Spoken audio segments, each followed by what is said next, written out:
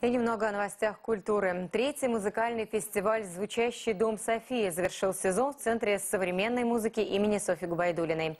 Формат Open Air был выбран не случайно, ведь это сочетается с музыкальным мироощущением самого композитора, которое черпает вдохновение в звуках природы и таким образом проводит диалог между обыденным и возвышенным.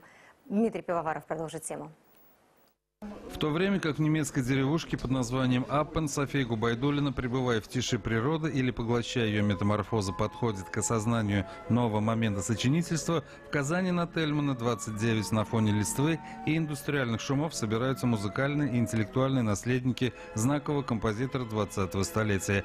Open Air формат, громко звучащий лишь в последний месяц весны, завершающий стадии музыкальных приношений композитору, проходящих несколько этапов. В Чистополе родилась Софья Губайдуллина, а в Ютазинском районе, в селе Байрека, отсюда несет начало род Губайдуллиных. Поэтому вот эта география, она не случайная.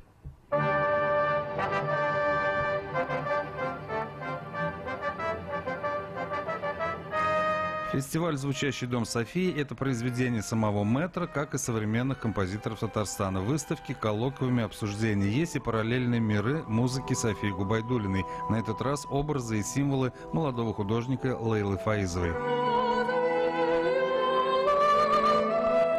В новом Open Air фестивале сподвижники и интерпретаторы сочинений великой уроженки Чистополя, камерный оркестр «Новая музыка» под руководством Анны Гулишамбаровой сотоварищи, квартеты, хоровые коллективы, перформансы, хэппининги с использованием анимации и кино прошлых лет.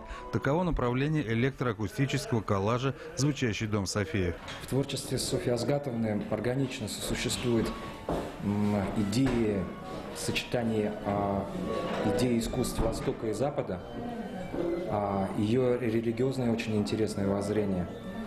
И даже, вот, например, если возьмем за основу ее струнные квартеты, она, например, у них старалась всегда избегать воздействия классико-романтических традиций, всегда создать что-то свое, уникальное, свою собственную позицию, например, диалога земли и неба. Музыкальные мысли и чувства всегда объединяются тогда, когда в Казани особое обострение вокруг знаковых персон, имеющих причастность к нашему городу. Дмитрий Пивоваров, Альфред Камилевский, телеканал «Эфир».